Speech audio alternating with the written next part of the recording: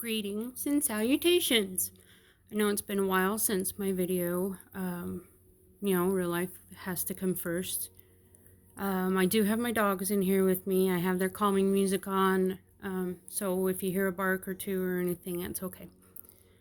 I just kind of wanted to talk about the corrosive people that we have in our lives, whether they realize they're being corrosive or not.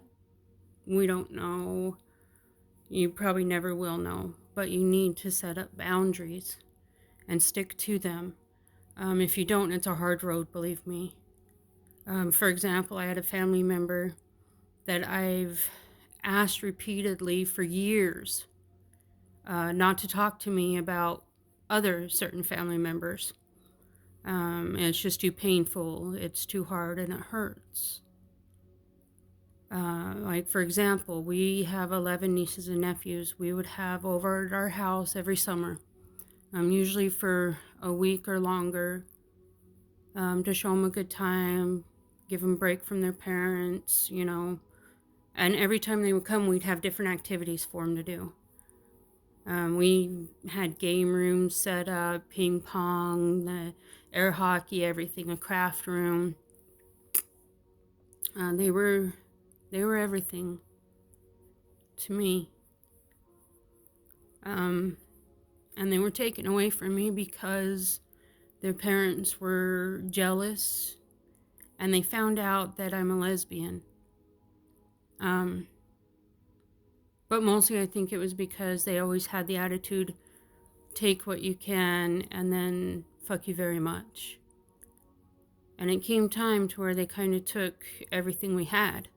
We raised them, supported them, they lived in our house. We pawned all of our belongings to raise their kids. We would leave work if there was an emergency or anything like that. I would even get called early in the morning to come take them to school, even though they only lived a block away, and I lived in a whole nother city. I was taken advantage of a lot.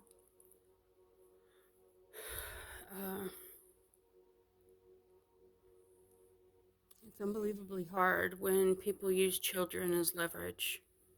This should never be done. They should think about the children and not themselves and how greedy they are. But back to the boundaries. Sorry, I'm going to play with my beads. It kind of helps my nerves. Yay, Amazon, thank you.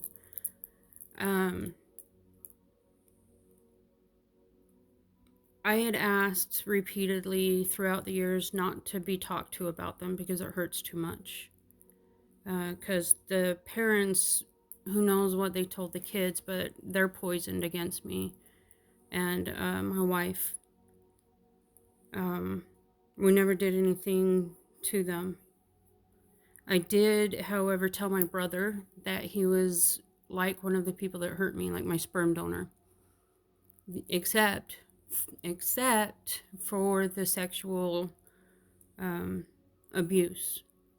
But he tends to be very, very violent and angry, volatile all the time. His wife got really mad at me for saying it as well. But he would call me on the phone constantly until I changed my number. And I had to threaten him with a restraining order. I even, my wife and I even went in person and got all the paper, filled it out, and we didn't turn it in for the kids' sake. They depended on his income. So we didn't do that. It's the same brother that tried to kill my wife with his bare hands. That takes a very psychotic person to do, to feel someone's life fading in your hands and you're not doing anything. He was choking her. I was very mad and angry about it.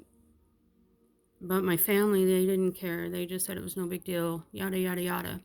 Then I started getting threats from his daughter, which is one that would come to our house and have fun, and her friends. And I think I may have talked about this a little bit before, and not being re-victimized, but the rest of my family thought it was no big deal, and it was okay, and it was just people being people. but no, it's not okay. It's never okay. So this toxic person that I drew these boundaries with kept going over them all the time. I promised her that I would never bring up the kids again because it was such a hard subject, and I promised my dad on his deathbed that I wouldn't. So I haven't. One of my nephews was staying with her for a couple of weeks while he's figuring something out with his job. I don't know. I asked her not to talk to me about them, and she did anyway. And I understand that some of her intentions was good, because she would tell me, well, he remembers when you used to make special breakfast, or he remembers this, or he remembers that. Well, that's great. I'm glad he has good memories. It's too painful and hurtful to talk about them. And then she accused me of just being snappy right off the bat, and she was only trying to do something good, and accused me of not trying. How many times can I try, and how many times can I request not to be talked to about any of them? It's a chapter of my life I don't want back. I have the good memories, and that's all they are. Those are people that I used to know. I don't know them now. And from past things, I don't want to. If they can believe their parents and all these lies without coming to me and asking me and getting my side, then I don't want to waste my time and my breath on them. I've got other things and other people that do care and love me and want to know the truth. But, so this person, she crossed the line and was telling me all about him. And with this person, I never know if the intentions are always good or not. And you shouldn't have to feel that way. You shouldn't be suspicious. And that person really should be asking why they're always suspicious or cautious around you. I didn't know how much more clear I could be. And it's so hard because, I'm 42 and this person is someone that I love dearly and very much. And I've given so many chances to. And I'm sure she'll say the same. Like I said, there's two sides to each coin. But this person is was a huge influence, and not always the best kind. But how do you cut someone from your life that you love so dearly? Well, you have to think of yourself. It may sound selfish, but it's true. And if you get a weird feeling in your heart or your gut, or you can't trust anything you say around them or to be around them because one minute they'll snap and then the next minute they need your help moving. Or they get really offended when you ask them not to talk about subjects that you've repeatedly asked them not to. I even asked them not to talk to me about anything political, and still they do it. I don't know if it's just to push my buttons or what, but it's not right. You don't have to put up with it. So I've done it before. I've taken a break from them and hoping things would change, and they haven't. And I'm sorry, but right now, I need to do what's healthy for me. My medical conditions, besides just my mental health, get affected by stress quite a bit. And once I go down, there's no recovering from it. So, like, for example, my arms and legs are even weaker. I'm having a harder time moving around. It diminishes my health drastically. And once it's diminished, there's no getting it back for me. My disease doesn't allow it. Once it's gone, it's gone. So that kind of stuff really has an impact on me differently than it does other people. I mean, there's stress, and everybody always says that they're stressed. everybody's like, oh yeah, I know what you're saying. I know that, it affects everybody, but no, it's the exact, it's not the same. I quite literally have brain damage. Um, and when the stress and everything gets to be bad, I take it a lot harder than most. And it's hard already. But really, if you have a moment, you should try doing some research um, for the people you love in your family and try to understand what they're going through. Maybe become a part of a group, a support group, just to kind of hear other people's viewpoints. And so you're not just hearing it from the person you love, but you're seeing it from other people too. And maybe you can gain a better understanding.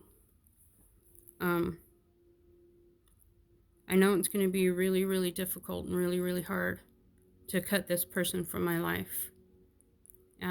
It was really hard to cut the other people from my life. I still suffer with thoughts and plagues of, what if I do this? And I tried so hard. I wrote several letters, Facebook, everything, because I wanted to know that I did everything within my power um, to let them know that I think of them and that I love them. But I can't do it anymore. I tried so hard, and now they're adults. Um, I always said when they're older, they'll come to me and talk to me, but none of them have. Um, so, I cut them free, and I just don't want to talk about them anymore. It's just really, really too painful. I mean, my one nephew, I was his first word. It was my name. It was so cute because, Lion King had just come out, Disney's Lion King. And he could say King. That was his favorite movie. He always wanted to watch King. But he couldn't say Kim. He always called me Pim. And I loved it. So I'll have those good memories, but I can't afford to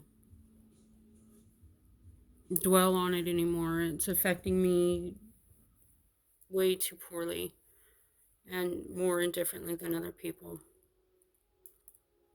But, if I'm going to save any of my strength or brain power that I have left, I need to do this. As hard as it is, if they can't respect my boundaries, then we don't really have anything more to say because they should know that, if somebody drew a boundary, there's a reason. It's painful, it hurts, it's something they don't want to have to worry about anymore. Um, and you don't have to put up with it either. As hard as it is to let them go, you will eventually feel better. And you feel lighter, like a weight has been taken off of your shoulders. So I'll keep you posted on how that goes because, like I said, this person has been in my life nearly 43 years. It's my birthday in a few days. So I'll be 43. Never thought I'd make it this long. Who does, right? But stay cool. Think about yourself because the more you love yourself, the more you think of yourself, the easier, I know it sounds weird, but the easier it is to think of someone else. The easier it is to help someone else. So take 5 minutes a day. Do your praying. Do your meditation. Do something for yourself, okay? It really does work and it really is worth it. I'll see you next time on the flip side and take care of yourself. Everybody be good.